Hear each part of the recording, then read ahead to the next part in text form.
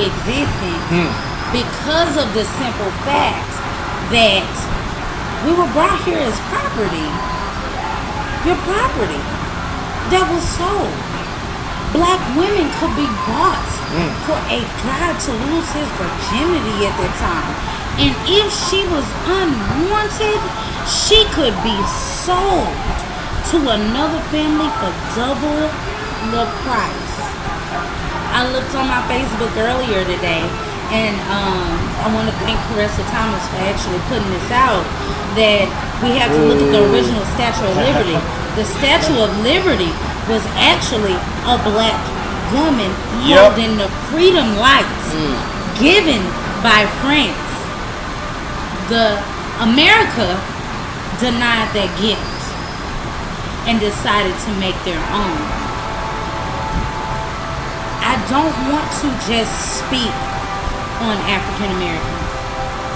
I don't want to just speak on West Indians that are viewed as black. I'm talking about my Haitians, my Jamaicans, my Trinis. That's not all I'm speaking on.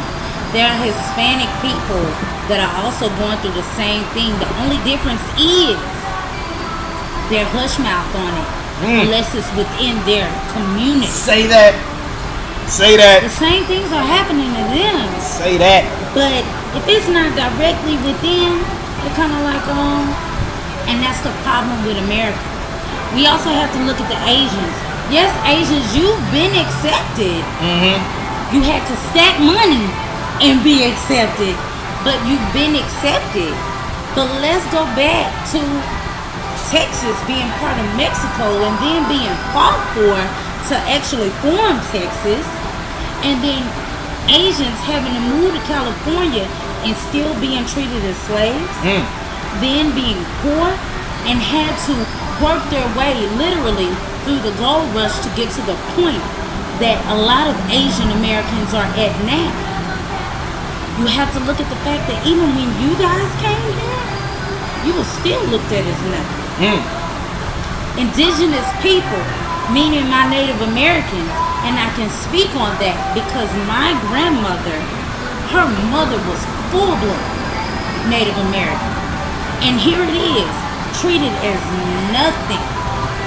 You had a land that you were thriving in that was taken from you, and then illness passed to you, and then you started traveling to places that are now known as Omaha and Montana and Minnesota, which still killed a lot of you guys off. Taken. As Aaron pointed out earlier, people want to point out Thanksgiving like, oh, it was a party. And it wasn't. It was a time to get you relaxed where people could kill you and take. America was built on the English taking. Christopher Columbus came here and he took. But people still want to sit up and say, oh, I'm part of this or I'm part of that. And I also have to speak on conformity. Anyone who knows me knows that I shaved my hair off years ago. Well, multiple times at this point. And I'm natural. But the difference is going to that interview between natural hair and this hair. I am more likely to be hired with this hair than I am with natural hair, because at the end of the day, guess what? Even with a purchase, as a purchase, I feel like I was purchased. I think with everything going on, everyone should feel that they were purchased. Despite the fact that you could say that, oh, that was my ancestor, that was the past. Guess what? The past is a present. And even people like Malcolm X and Minister Farrakhan have spoken on it. And it has become present day. Yes. You say, send us back to Africa. Nobody asked to come here. No one asked for it. Part of exploration. You needed workers. You needed people to build. You needed people who could survive the different types of terrain. Let's be honest. You may not be taught that in high school, but take some of these history classes in college. You might be a little upset about the whole situation. Or even just by hidden colors. I say just make an investment in buying Hidden Colors and just sit down and look at your history. I think one of the greatest, or one of the most unfortunate things that came about from slavery and the whole, all of those events that took place to make that happen was the fact that this is my first time meeting you. I don't know what your full name is. My name is Aaron Foster, but I know that Foster is not your name. Right. My name is something that I would never know. You know what I'm saying? And I see friends that are Jewish, and your name is, whatever, Odsky, you know what I'm saying? I see friends that are even, Haitian and Trini, and they still have their family name. You know what I'm saying? And I don't know what my name is. We started off the conversation talking about what are we going to tell our children, and like I said, that's something that I think about. I'm going to name my child Foster, but there's going to come a day where I have to tell him that your name really isn't Foster. You know what I'm saying? And It's your owner's name. If I send my child to a public school, there's going to come to a point where I'm going to have to tell your friend, I'm going to tell my child, now let me tell you why this story isn't true. And I think to myself, like, at the end of the day, how much do I really know? So, the way I really feel is, and I felt this way for a long time, but especially with stuff that's going on now, I feel this way even in a more pronounced way, is that black people have a responsibility and a burden to educate ourselves. Of course. Of course. Because we cannot depend on this society, this school system to educate our children. They're being taught a story that, to say in the least, is not all the way true. To say in a realistic way is not beneficial to them. And to say in an extreme way is completely destructive to their minds and who they are. It promotes white supremacy. We come from a people who are great thinkers, great inventors, great mathematicians, great astronomers, great kings, great creators, great linguists. This is our bloodline.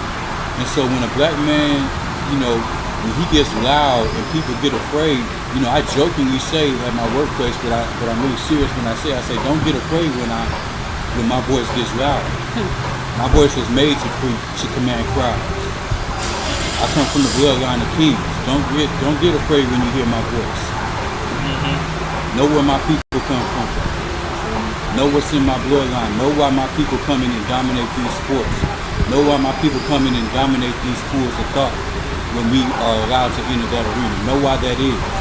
And see, our kids, they look at music videos and they look at the average image of a black person and they think that's who I want to be, and they don't see their lineage of kings, great people, great warriors.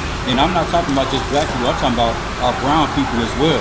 Great warriors, the people that built the Mayan pyramids, great societies, great mathematicians, great geometrists, great thinkers. And they take us away from that history of ourselves, and that's what I feel like is one of the most unfortunate things of slavery, is we were separated from that, and we were told your name is Foster. Wait a minute.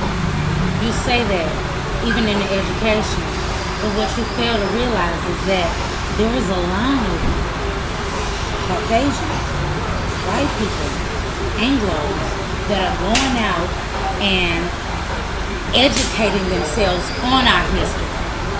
They're going up. What's your name? No, go ahead. Ford, nice to meet you. This is Ford, and this is Godfrey. Go ahead. I'm Chris. This is E.B. Oh. Yes, nice to meet you guys. So, no, please, pull up seats. Take a seat.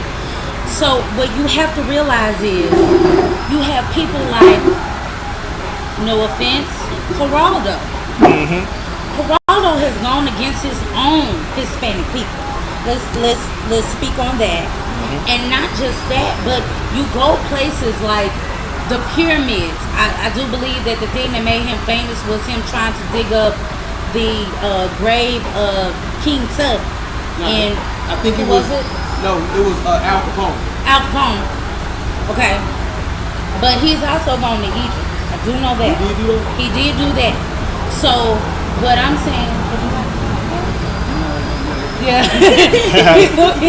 Yeah. I'll get in one. You've gone and you've done this thing, and you have to realize that our history has been switched. And the reason I say switched is, and nothing against Elizabeth Taylor, she was a great actress.